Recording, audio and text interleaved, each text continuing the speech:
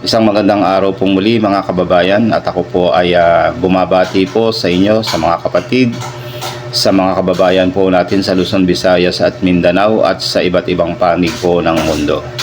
Sa oras po ito ay may pakikinig po ako sa inyo sa pag-uulat po ng ating Pangulong Bongbong Marcos.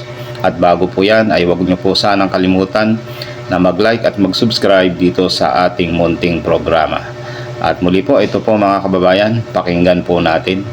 Here in Kuala Lumpur, Malaysia. The summit was once again an opportunity to discuss among our fellow ASEAN member states and partners how we should navigate our future together. This amidst the various geopolitical and economic challenges that we face nationally, bilaterally, regionally, and globally. We discussed significant international issues and emerging challenges that not only impact our nation, but also the entire region, especially the West Philippine Sea. I reaffirmed that the Philippines will continue to defend our sovereignty, sovereign rights, and jurisdiction in the West Philippine Sea in accordance with international law. We continue to strengthen our partnerships with all countries who share our values and our commitment to peace and the rule of law. The leaders of ASEAN agreed to work as a whole towards the further advancement of ASEAN community building. We adopted the ASEAN Community Vision 2045, which sets out the future direction of ASEAN over the next 20 years, along with its accompanying strategic plans. We are collaborating with our partners to narrow development gaps and to promote inclusive growth, particularly for the marginalized, the underdeveloped, and vulnerable communities. We acknowledge the Complementarities Initiative, which maps the similar goals of the ASEAN Community Vision and the Sustainable Development Goals. We reaffirm the importance of the Treaty of Amity and Cooperation in Southeast Asia.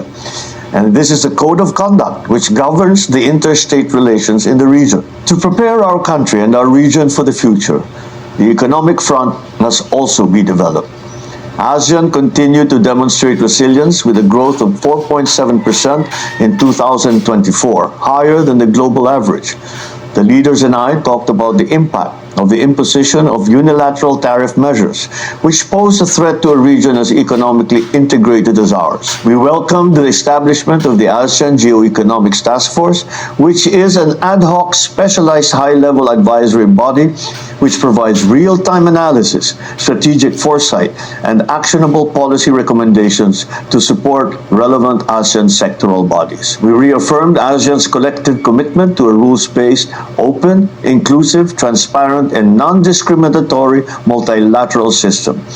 We strengthened our trade with external partners with upgrades in the ASEAN Trade in Goods Agreement, amendments in our free trade agreements, and utilization of the Regional Comprehensive Economic Partnership. We welcomed the issuance of the Joint Declaration on Economic Cooperation between ASEAN and the Gulf Cooperation Council. We look forward to its effective implementation. We welcome the progress in trade and customs, sustainable investment guidelines, mobilization of green financing, multilateral power trade, support to micro, small, and medium enterprises, and sustainable tourism, mining, and agriculture, among others. In line with the Philippines' commitment to the development of a common regional framework for ethical and responsible artificial intelligence aligned with ASEAN values, we noted the ongoing development of the Declaration on the Establishment of the ASEAN Artificial Intelligence Safety Network. This is a crucial step to institutionalize AI safety, ethics, and governance principles. This economic development goes hand in hand with strengthening the socio-cultural community. We discussed the progress achieved and actions moving forward for education, green jobs, migrant worker rights, civil service, and health. We adopted the ASEAN Creative Economy Sustainability Framework, which is a roadmap for balancing economic growth, social inclusion, cultural preservation, and environmental sustainability. Once again, the ASEAN leaders and I had a fruitful interface with the representatives of ASEAN Youth, where I highlighted the Philippines' hosting of the 14th Senior Officials Meeting on Youth and the ASEAN Youth Climate Action and Disaster Resilience Conference in Manila. That was recently as part of the government's commitment to the young people of ASEAN. I also encouraged the youth representatives to harness the full potential of technology for the region's development while keeping an eye to the challenges that this new frontier brings. particularly on the misuse of information and artificial intelligence. On the sidelines of the summit, I took the opportunity to engage leaders to discuss bilateral cooperation in strategic areas of mutual interest. I met with the leaders of Lao PDR, Thailand, Vietnam, Cambodia, and Kuwait. We reaffirmed commitment to strengthen bilateral relations and further advance cooperation on many fields of mutual interest, such as defense, maritime, trade, human resource and development, and education. I especially wish to note that we agreed to explore active ways to boost private sector investments. We expressed openness to cooperating on advanced technologies, AI, and the digital space. I emphasized that welfare, safety, and progress of Filipinos working and living overseas is of paramount importance to my administration. In all my bilateral engagements, one thing is clear.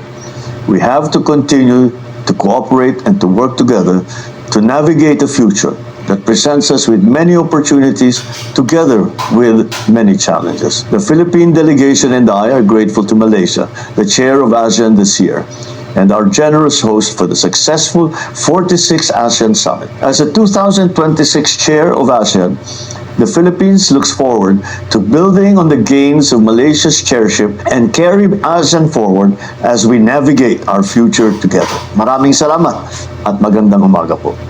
Yan po yung atin pong napakinggan mula po rito sa ating Pangulong BBM. At bahala na po kayo kung ano po ang inyong masasabi dito sa ginigiit at ang pag-aasikaso niya dito po sa ating bansa kung paano mapabubuti po.